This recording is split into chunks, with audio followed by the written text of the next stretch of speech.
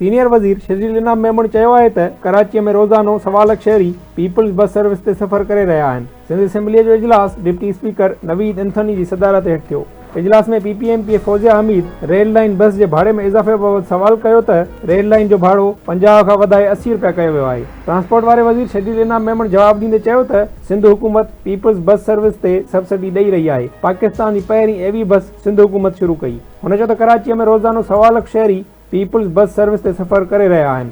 संदसि चवणो हो त 1 खां 15 किलोमीटर ताईं 50 रुपया भाड़ो हो। सब्सिडी तहत 40 रुपया फी सवारीअ जा हुकूमत भरे रही आहे। हुन वधीक चयो त हिकु प्रपोजल आयो त सब्सिडी ख़तमु कई वञे, ॿियो आयो त सब्सिडी घटि कई वञे, पर सिंध हुकूमत फ़ैसिलो कयो त किरायो वधायूं था। चीफ मिनिस्टर साहब ने कहा कि नहीं जी, आप भले डीजल की प्राइस बढ़ गई हो, आप पब्लिक पर बोझ ना डालें, आप जो है सब्सिडी कंटिन्यू करें।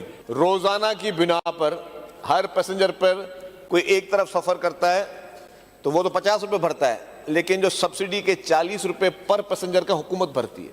पाकिस्तान की पहली ईवी बस सर्विस अल्हम्दुलिल्लाह पाकिस्तान पीपल्स पार्टी की सिंध हुकूमत ने शुरू की। इस वक्त डेली पीपल्स बस सर्विस का अगर मैं बता दूं तो 1.25 लाख पैसेंजर सिर्फ कराची में सफर कर रहा है।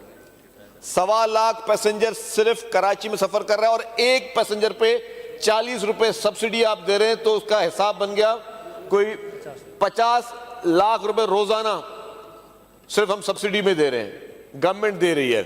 हम पाकिस्तान की इंशाल्लाह ताला पहली पिंक स्कूटर्स जो हैं ईवी की वो इंट्रोड्यूस कर रहे हैं।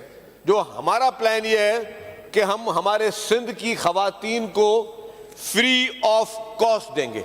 शर्जील इनाम मेमण चयो त पाकिस्तान जी पहिरीं पिंक स्कूटी शुरू करण वञी रहिया आहियूं। एवी पिंक स्कूटी औरतुनि खे मुफ़्त ॾींदासीं। हुन चयो त पाकिस्तान में सभ खां पहिरीं एवी बस सर्विस सिंध में पीपल्स पार्टी शुरू कई।